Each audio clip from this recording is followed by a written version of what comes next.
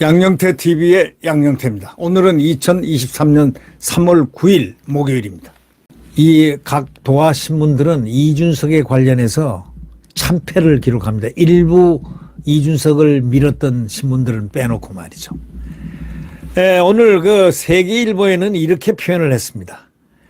여당 38 전당대회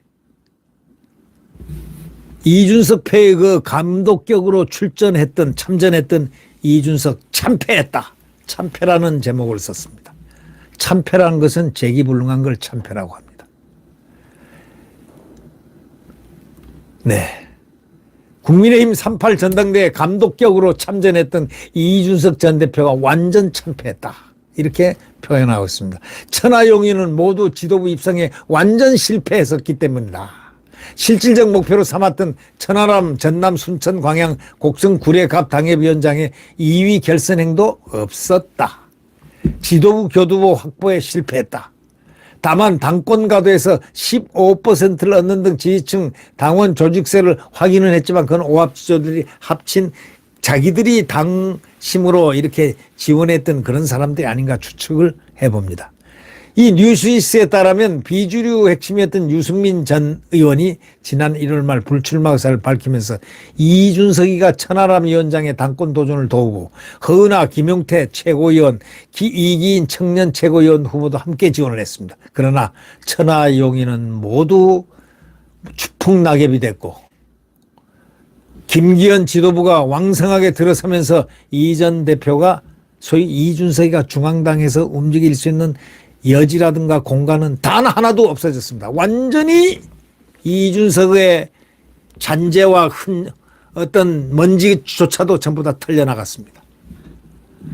조수진, 김재원 최고위원과 장해찬 청년 최고위원 등 지도부 전원이 소위 이준석과 각을 세웠던 전부 인물이기 때문입니다.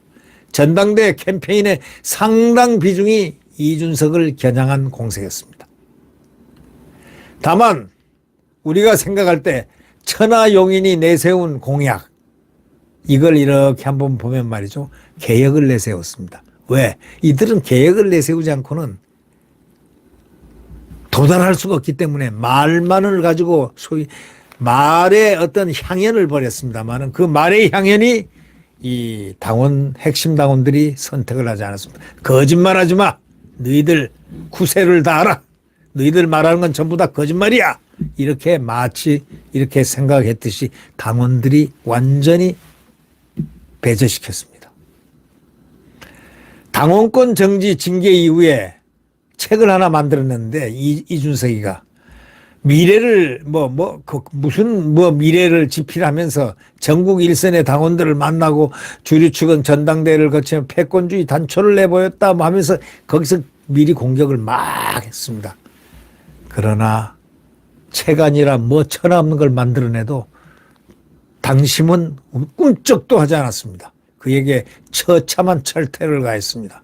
집에 돌아가서 아기나 봐라. 아기가 없으면 다른 집 아기라도 봐줘라. 이런 얘기 뜻 아니겠습니까?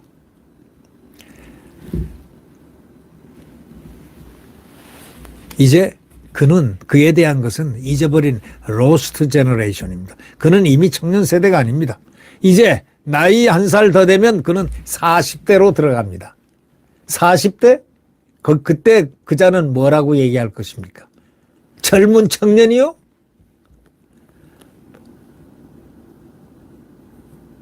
저는 이런 생각을 합니다. 살모사 새끼는 역시 살모사일 뿐이었다는 사실. 살모사 새끼가 결코 살모사 아닌 독이 없는 뱀이 되지 않을 수가 있는가? 없다 이런 얘기입니다. 이준석, 유승민에 의해서 유승민을 위한 정치를 했던 이준석 드디어 둘이 다 정치권에 국민의힘에서는 적어도 철퇴를 맞았습니다. 노원병 총선 공천인데 거기서 3번을 떨어졌습니다. 공천 주겠습니까? 저라도 공천 못 주게끔 운동을 좀 벌여야 될 심산입니다. 당을 그렇게 파괴해놓고 어디서 공천을 줍니까? 이자가 국회에 가서 떠들면 또 민주당하고 오락가락하면서 당은 여기에 있으면서 일로 해가지고 민주당하고 오락가락하면서 무슨 짓을 또 벌일 줄 모르는 바로 학습 효과 때문에 절대로 공천을 안 주리라고 생각합니다. 물론 이준석이가 내년 1월에 당원권 정지가 풀리지만 정치적 입지상 공천이 당연하다는 시각이 있지만 천만에요. 절대 어렵다는 시각이 우세합니다. 벌써 이 정치판에 대해서 노련한 시각을 가지고 있고 미래를 이렇게 꿰뚫어보는 홍준표 대구시장이 뭐라고 했습니까? 안철수 의원을 겨냥해서 이렇게 얘기했습니다. 이준석 전 대표가 둘 중 하나는 내년에 우리 당 이름으로 출마하기는 어려울 거다. 이 전 대표의 공천 가능성을 언급하기라도 하면서 둘 다 안 되는 가능성을 이런 식으로 표현을 했습니다. 우회적으로. 네. 이준석은 이른바 성상납 의혹을 둘러싼 사법 리스크가 아직 완전히 해소 안 됐습니다. 하나는 공소권 없음이죠. 공소권 없습니다. 성상납을 받았다 안 받았다 지금 그것을 보안에 붙이고 있습니다. 경찰이. 대충 무슨 말인지 감들은 잡는 사람들 다 잡고 있습니다. 그러나 자기는 공소권 없음이 돌아다니면서 나는 성상납 의혹 안 했다. 성상납 안 했다 하지만 천만에요. 그건 상상납하고 관계가 없습니다. 공소권 없으면 시간이 그렇다. 법적인 시간이 다툴 시간이 지났다. 이런 뜻일 뿐입니다. 경찰은 이 전 대표가 명예훼손 혐의로 고소한 가로세로 연구소에 대해서 지난달 혐의 없음으로 벌써 불송치했습니다. 그게 뭘 의미하겠습니까? 이준석 참패죠. 노원병 공천이 최종 좌절될 경우에 이준석은 다른 지역에서 무소속 출마를 감행할 가능성이 있습니다. 무소속 해봐야 별 볼 일 없습니다. 홍준표 시장이 당에서 공천을 안 주자 A 열받아 하면서 무소속으로 대구수성에 출마해서 당선됐다고 하면서 이렇게 하지만 지가 홍준표입니까? 홍준표는 3선 의원했습니다. 그리고 경남도지사를 한 사람입니다. 에? 그리고 자유한국당 당대표를 2번이나 한 사람이에요. 자기가 뭐야? 비교가 되지 않는 사람을 하늘을 우러러볼 수도 조차도 하기 힘든 홍준표를 갖다가 자기 비교로 하는 저자. 이렇게 참패를 당할 수가 있습니까? 전당대회에서. 이번에 참패한 사람들은요. 이준석의 얼굴에다가 표를 참패시킨 겁니다. 네. 이준석의 우군인 천하용인 22대 국회 입성도 전부 변수입니다. 허은하는 정진석 비대위에서 동대을 당협위원장직을 얻어내지 못했고 김용태는 천하람은 지역구가 험지입니다. 그러나 험지 또한 어떻게 될지 모르죠. 천하람은 호남이니까 그쪽에서 하려면 해봐라 할 수 있을지도 모르겠지만 지역구는 공천은 아무도 모릅니다. 그거는 당대표 김기현 당대표와 공천심사위원회가 선택할 문제이죠. 네, 정말 당을 그렇게 해치고 대통령, 죄 없는 대통령 후보 시절부터 당대표를 역주행으로 들어온 이준석이가 그토록 괴롭혔던 이준석의 그 목리와 그 심술과 그 사악한 제거 작전, 이것은 한순간에 그가 내보낸 사람들이 전부 제거되고야 말았습니다. 어디에서? 당심에 의해서, 당원들의 뜻에 의해서 조용히 신사적으로 조용히 외면했을 뿐입니다. 그들은 반성을 깊이 해야 됩니다. 반성을 하지 않고서는 이제 반성도 해서 새로운 당을 만들어서 이준석 당, 유승민 당을 만들어서 민주당의 제3당을 하든지 가서 거기서 성공하는 길을 모색하기를 바랍니다. 네.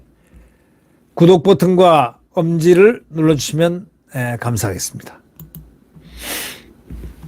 제가 최고위원에 대해서 좀 말씀드리겠습니다. 이 뉴델리에서 최고위원회 김병민, 김재원, 조수진, 태영호, 장해찬 됐다는 그 기사가 톱 기사로 올라왔습니다.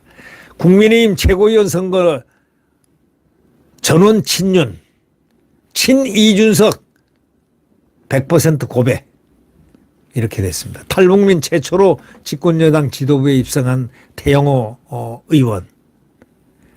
상당한 멋들어진 입성이었습니다.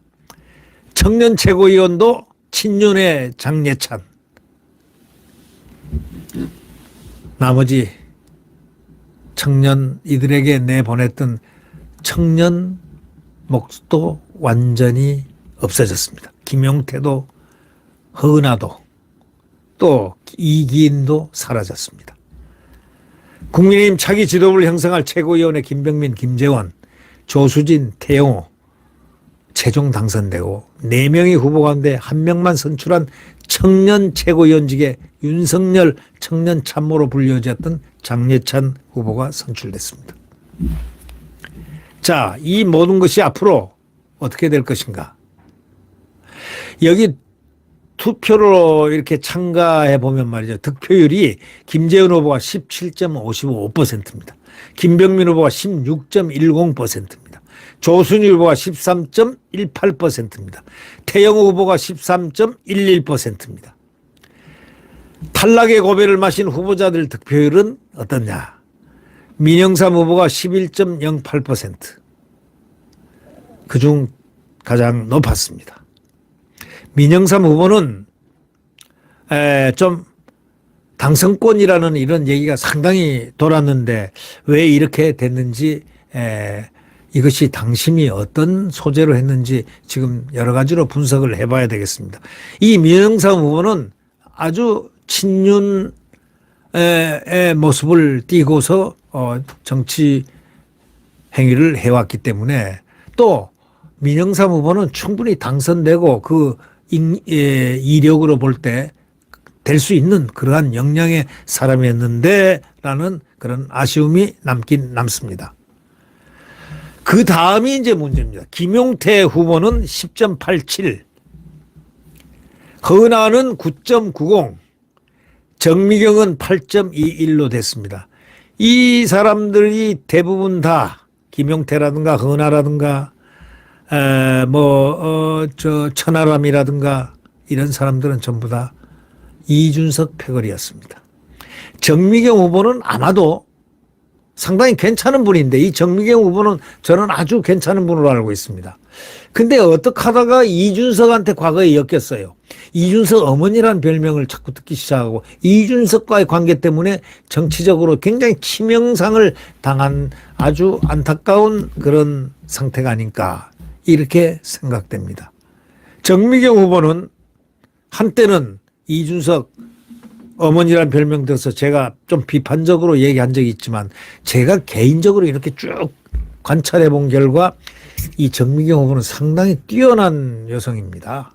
그리고 사리 판단이라든가 이런 기준이 굉장히 똑바랐는데 어찌하다가 이준석이라는 똥물에 튀겨서 이렇게 이런 반사작용을 받고 영향을 받았는지는 모르겠지만 하여튼 잘못 영향을 받았다.